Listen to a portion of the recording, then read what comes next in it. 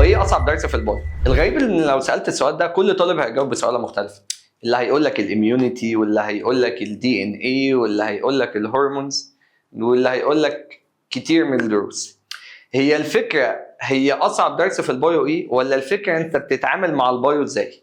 تعال نفهم كده هي البايو شغاله ازاي.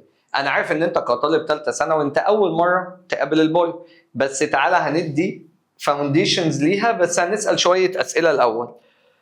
اول اسئله هي البايو احنا بنتعامل معاها ازاي؟ هل انت بتتعامل معاها كبلك مره واحده انت بتحاول تفهمها، ولا بتتعامل معاها كسيريس من الاحداث وبتحاول تتعامل معاها؟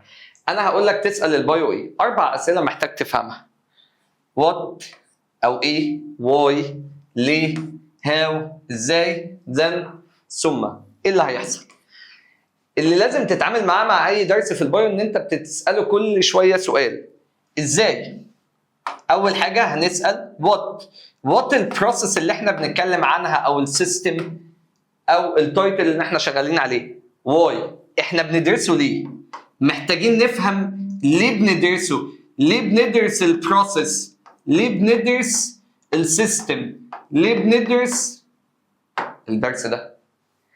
تالت حاجه ازاي دي احنا بنقول عليها ازاي بتحصل، how it occurs، او ممكن نختصرها بكلمه تانية بنقول عليها الميكانيزم، الآلية، طريقة الشغل، هي شغالة ازاي.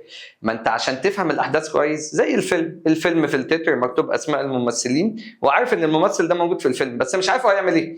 فأنت محتاج تفهم كمان what why how، ازاي بيحصل الكلام ده. طب بعد ما فهمت الكلام ده، هو أنا ممكن افهم هيرتبط بايه بعدين؟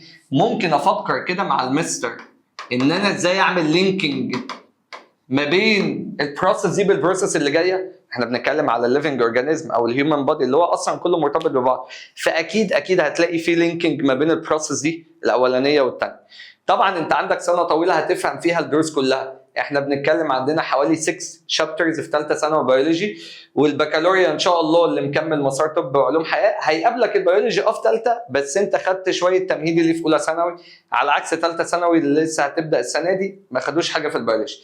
وده يخلينا ننقل للنقطه اللي جايه: هنعمل ايه يا مستر في البيولوجي عشان نعرف نفهمها السنه دي؟ انا بقول لك ما تقلقش، احنا عندنا كورس البيولوجي التاسيسي اللي هينزل على اليوتيوب، وهيبدا نفهم فيه كل حاجه احنا محتاجينها عشان نكمل بيها السنه.